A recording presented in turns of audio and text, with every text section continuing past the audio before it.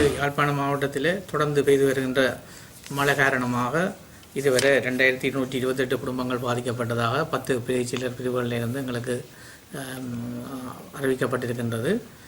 இதில் பெரும்பாலான குடும்பங்கள் இடம்பெற வேண்டிய ஒரு சூழ்நிலை இருப்பதாக அறிவிக்கப்பட்டிருக்கின்றன. அவர்களுக்கு சமைத்த உணவு வழங்குவதற்கும் மற்றும் இடம்பெறாதவர்களுக்கும் உணவு வழங்குவதற்குரிய நடவடிக்கைகளை நாங்கள் எடுத்து வருகின்றோம். இன்னும் தொடர்ந்து மழை பெய்யுமாக இருந்தால் மேலும் பல குடும்பங்கள் பாதிக்கப்படலாம் என எதிர்பார்க்கப்படுகின்றது.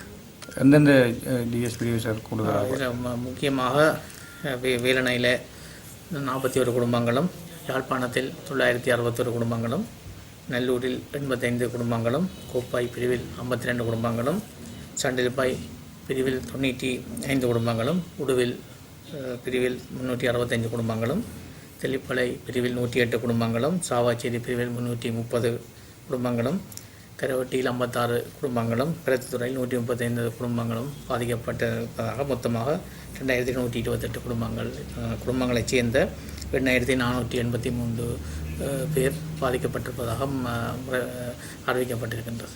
அதுக்கான உடனடி நடவடிக்கை அவர்கள் அதில் தங்களுடைய சொந்த இடங்களிலிருந்து இடம்பெற வேண்டி ஏற்படுமாக இருந்தால் அவர்கள் பொது இடங்களில் தங்க வைக்கப்பட்டு அவர்களுக்கு சமைத்த உணவு வழங்கப்படும். இடம்பெறாதவர்கள் அதுக்குள்ளே சமைப்பதற்கு அதில் பிரச்சனையாக இருந்தால் அவர்களுக்கு உணவு வழங்குவதற்குரிய நடவடிக்கை எடுக்கப்படுகின்றது. ஏதாவது மக்களுக்கு அறிவுறுத்தல் கொடுக்குறீங்களா சார்? அது ஏற்கனவே கொடுக்கப்பட்டிருக்கிறது.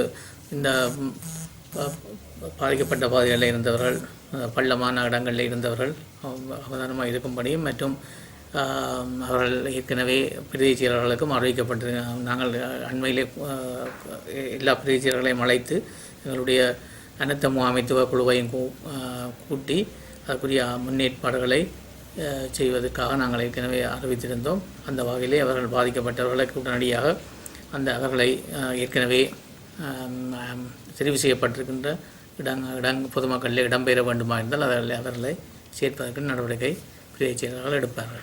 இதில் சார் இப்போ எத்தனை பள்ளிக்கூடங்களில் ஏதாவது தங்கி இருக்கிற மாதிரி இதுவரை பொது இடங்களில் தங்கி வைக்கப்பட்டதான் முறைப்பாடு கிடைத்திருக்கின்றது. மேலும் பொதுமக்கள் இடம்பெற வேண்டி வந்தால் பாடசாலைகளிலும் இடம்பெறுவதற்குரிய நிலைமை ஏற்படும்.